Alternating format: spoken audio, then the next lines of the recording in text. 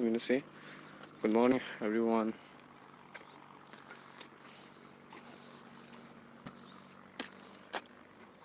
Today is Friday,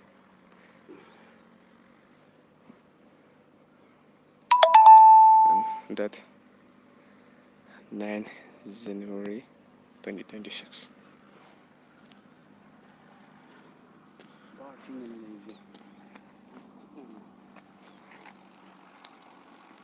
Wow, beautiful sky.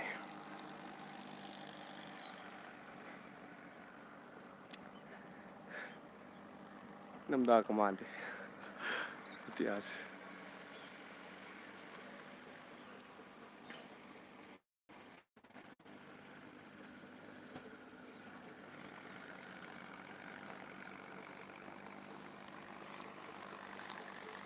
Wow.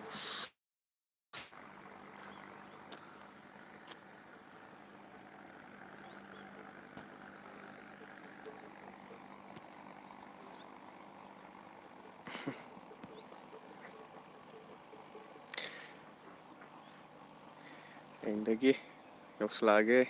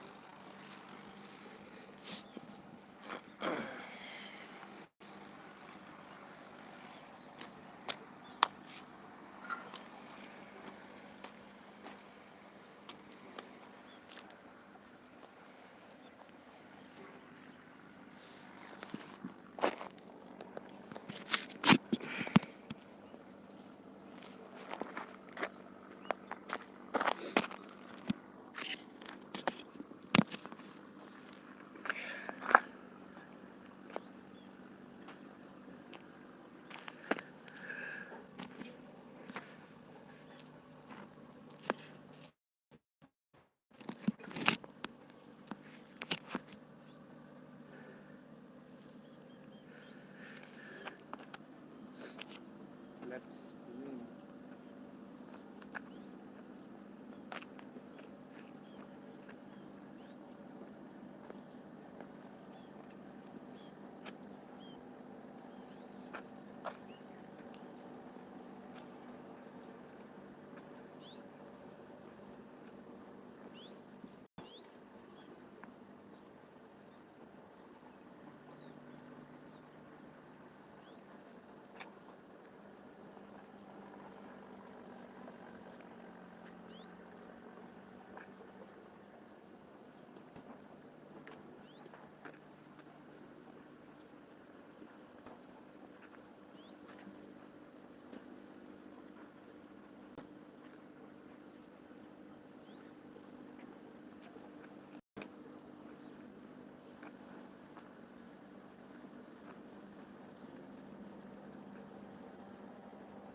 One, two, three, four, five, six, seven,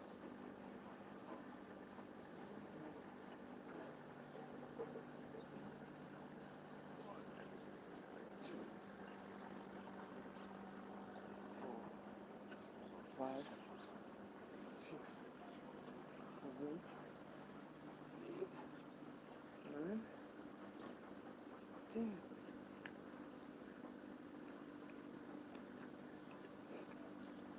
One, two, three, four, five, six, seven, eight, nine, 10. One, two, three, four, five, six, seven, eight, nine, 10. One, two, three, four, five, six, seven, eight, nine, 10. One, two, three, four, five, six, seven, eight, nine, 10. One, two, three, four, five, six, seven, eight, nine, ꯑꯗꯨꯕꯨ 10. ꯉꯁꯤ ꯅꯣꯡ ꯅꯤꯅꯤ One, ꯁꯤꯗ two, three, ꯌꯥꯔꯤꯕꯃꯈꯩ ꯑꯩꯈꯣꯏ four, ꯍꯥꯟꯅꯒꯤ five, ꯄꯨꯡꯐꯝꯗꯀꯣ ꯉꯟꯅ six, seven, eight, ꯆꯦꯜꯂꯛꯑꯅꯤ nine, 10.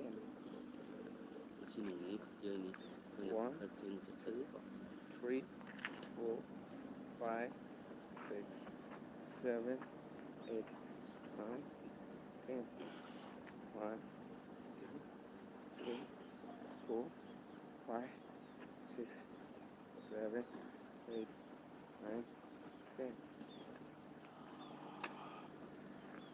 1, 2, 3, 4, 5, 6, 7, 8, 9, 10. 1, 2, 3, 4, 5, 6, 7, 8, 9, 10.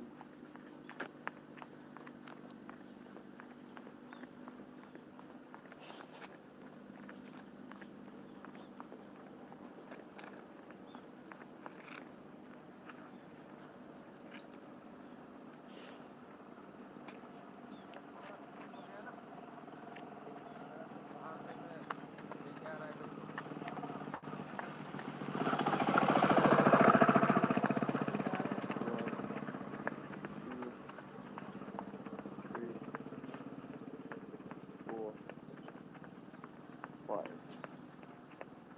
6, 7,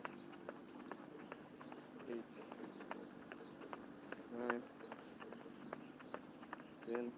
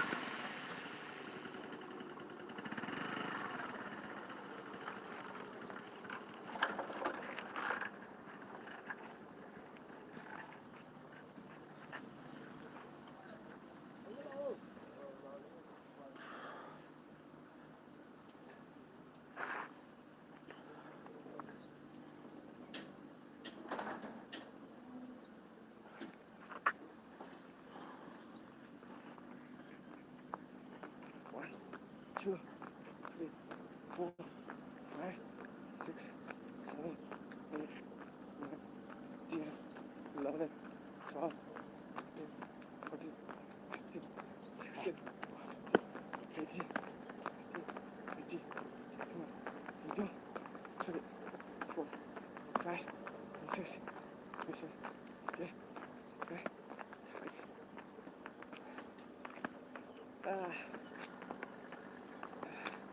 Set. 1,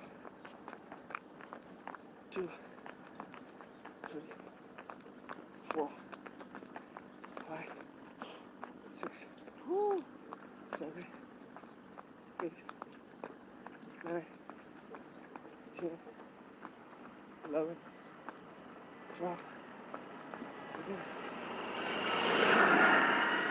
15, 16, 17, 18,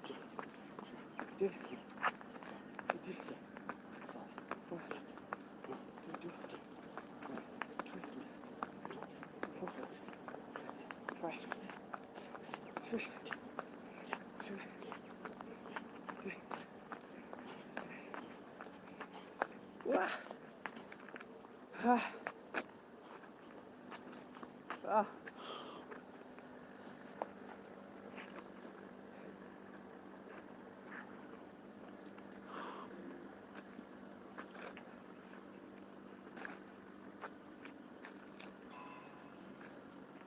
아.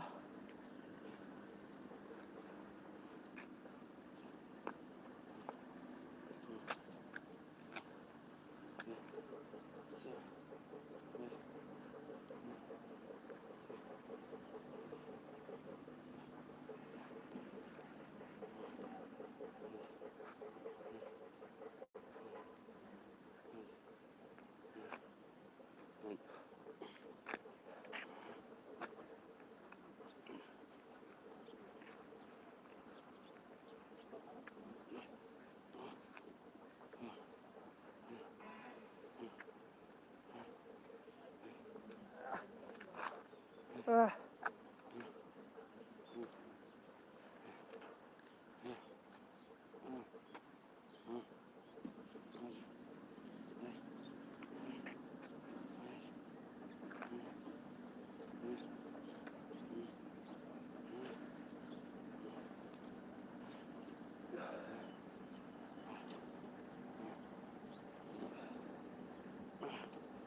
후.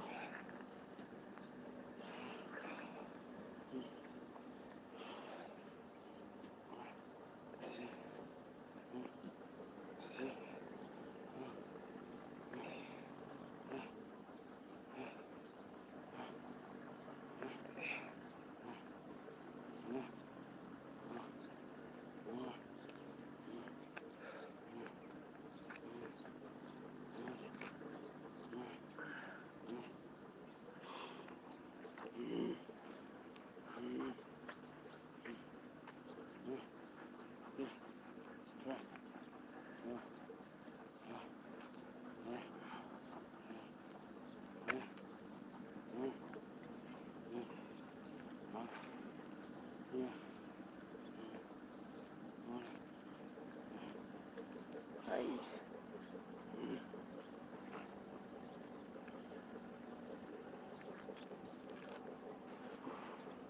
와.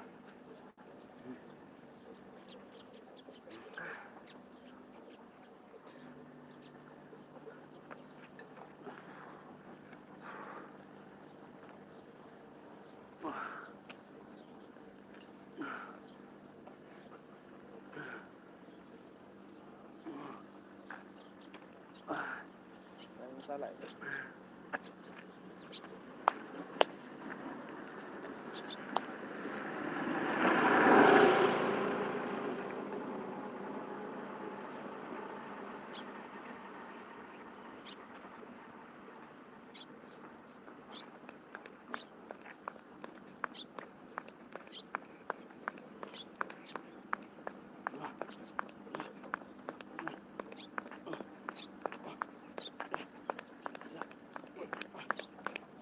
아.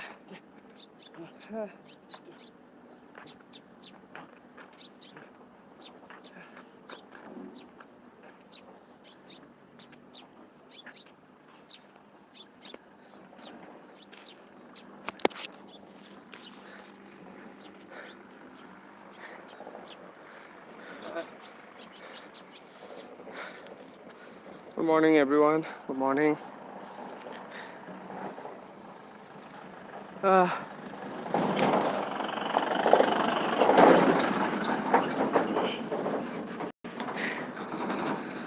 Oh, wow.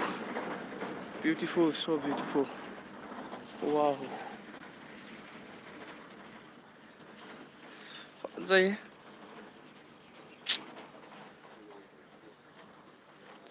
Wow.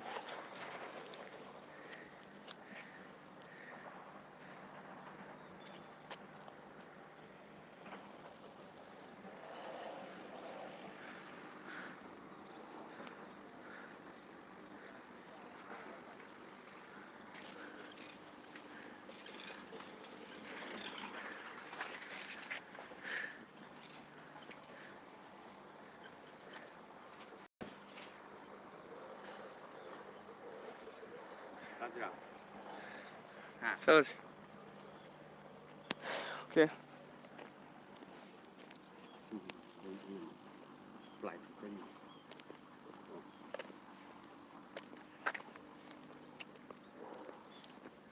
Đây. Cái gì? Cái gì? Còn cái này. God bless you, everyone. Thank you for watching my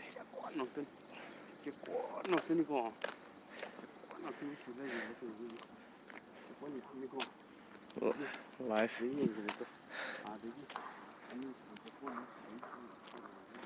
Thank you, everyone.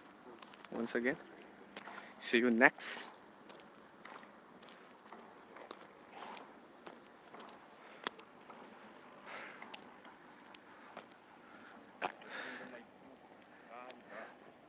Love you all. That's stop for today. Thank you, everyone. Bye.